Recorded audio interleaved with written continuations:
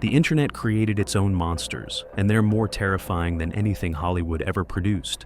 Creepypasta horror icons weren't born in studios. They emerged from collective nightmares, urban legends, and the darkest corners of online communities. These digital demons have their own mythologies, backstories, and rules that make them feel disturbingly real. Unlike traditional horror characters created by single authors, creepypasta icons evolved through collaborative storytelling. Thousands of people contributed to their lore, adding layers of authenticity and detail that make these entities feel like genuine urban legends rather than fictional characters. The result is a new form of horror that blurs the line between fiction and reality. So in this video, I'm breaking down 8 major lore-based horror icons from the Creepypasta universe that have terrorized the internet for over a decade. Icon 1, Slender Man, the faceless stalker. Slender Man is the godfather of creepypasta horror, created by Erik Knudsen in 2009 as part of a Photoshop contest. But what started as a simple image manipulation became a global phenomenon with one of the most detailed mythologies in internet horror. The Slender Man appears as an impossibly tall, thin figure in a black suit, with no facial features and tentacle-like appendages extending from his back. His lore establishes him as an ancient entity that has stalked humanity throughout history, appearing in cave paintings, medieval manuscripts, and modern photographs as evidence of his eternal presence. What makes Slender Man's mythology particularly terrifying is his method of operation. He doesn't just kill victims, he psychologically torments them over extended periods, appearing in peripheral vision, manipulating technology, and driving targets to madness before finally taking them. His presence causes slender sickness, symptoms including paranoia, nosebleeds, and memory loss. The entity is particularly drawn to children, whom he either kills or transforms into proxies, human servants who carry out his will while maintaining their human appearance. This creates a mythology where anyone could secretly be working for Slender Man, making trust impossible in his presence.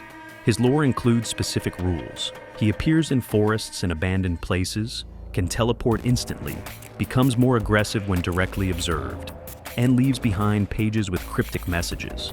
These consistent elements create a shared universe that thousands of creators have expanded upon. Icon 2, Jeff the Killer, the smile carved in flesh. Jeff the Killer represents one of the most psychologically disturbing origin stories in creepypasta lore. Originally a normal teenager named Jeffrey Woods, he became a homicidal maniac after a series of traumatic events culminated in his face being burned with bleach and his eyelids being cut off. The iconic image shows Jeff's pale, burned face with a carved smile extending from ear to ear, lidless eyes that never close, and long black hair framing his grotesque features. His catchphrase, "Go to sleep," has become synonymous with internet horror, representing the moment when victims realize they're about to die. Jeff's mythology establishes him as a serial killer who breaks into homes at night, targeting families and individuals while they sleep. Unlike supernatural entities, Jeff is purely human, making his crimes feel more realistic and therefore more terrifying. His burned appearance and carved smile serve as evidence of his complete psychological break from reality. The lore describes Jeff's transformation as gradual: bullying at school, a violent confrontation that left him hospitalized, and finally his decision to improve his appearance by carving a permanent smile and removing his eyelids. This origin story taps into fears about bullying, mental illness, and how ordinary people can become monsters. Icon 3, Ben Drowned, the haunted game entity. Ben Drowned revolutionized creepypasta by introducing the concept of haunted video games, creating a mythology where digital entities can cross from virtual worlds into reality. The story centers around a haunted copy of The Legend of Zelda, Majora's Mask, that contains the spirit of a drowned boy named Ben. The entity manifests through glitched gameplay, corrupted save files, and disturbing modifications to the game's content. Players report that Ben can manipulate the game in real time, creating personalized horror experiences that seem to respond to the player's actions and fears. The game becomes a conduit for supernatural activity that extends beyond the screen. What makes Ben Drowned particularly modern and terrifying is how it weaponizes nostalgia in gaming culture. The entity uses familiar characters like Link and the Happy Mask Salesman as vessels for delivering horror, corrupting childhood memories, and making beloved games feel threatening. The lore establishes that Ben died by drowning, and his spirit became trapped in the game cartridge. He seeks to escape into the real world by convincing players to continue playing, using their engagement as a bridge between digital and physical reality. This creates a mythology where playing certain games becomes genuinely dangerous. The story includes specific evidence like corrupted video files, modified game footage, and player testimonials that make the haunting feel documented and real rather than purely fictional. Icon 4, Eyeless Jack, the organ harvesting demon. Eyeless Jack represents body horror at its most visceral, combining medical terror with supernatural mythology. Originally human, Jack was transformed into a cannibalistic demon through a cult ritual gone wrong, leaving him with an insatiable hunger for human organs, particularly kidneys. The entity appears as a tall figure in a dark hoodie with empty black eye sockets that constantly weep a dark substance. His mouth is filled with razor-sharp teeth, and he possesses superhuman strength and stealth abilities that make him nearly impossible to detect or escape from once he's chosen a target. Jack's methodology is particularly disturbing. He breaks into homes while victims sleep, performs crude surgical procedures to harvest organs, and leaves victims alive but mutilated. This creates a form of horror that's both supernatural and medical, tapping into fears about surgery, bodily violation, and waking up to discover parts of yourself are missing. The lore establishes that Jack was once a medical student who was sacrificed in a demonic ritual by a cult. The ritual was intended to summon a demon, but instead transformed Jack into a hybrid creature with demonic abilities but retained human intelligence. This origin story makes him more terrifying because he understands human anatomy and uses medical knowledge for horrific purposes. His mythology includes specific behavioral patterns. He targets healthy young adults, prefers to work in darkness, and seems to derive both sustenance and pleasure from his surgical procedures. These details create a consistent character that feels like a genuine urban legend. Icon 5, Titsy Toby, the Twitching Proxy. Titsy Toby represents the tragic proxy archetype in creepypasta lore, a young person driven to madness and murder through trauma and supernatural influence. Born Tobias Aaron Rogers, he suffered from Tourette's syndrome, ADHD, and an abusive home life before becoming one of Slender Man's most devoted servants. Toby's appearance reflects his psychological damage. He wears orange goggles and a mouth guard to hide facial injuries, has brown hair, and is covered in scars and wounds that he can't feel due to a rare condition called CIPA, congenital insensitivity to pain with anhidrosis. His signature weapons are two hatchets that he wields with deadly precision. What makes Toby's mythology particularly tragic is how it portrays the creation of a monster through systematic abuse and trauma. His father was violently abusive, his sister died in a car accident, and his mental health conditions made him an outcast at school. These factors combine to make him vulnerable to Slender Man's influence.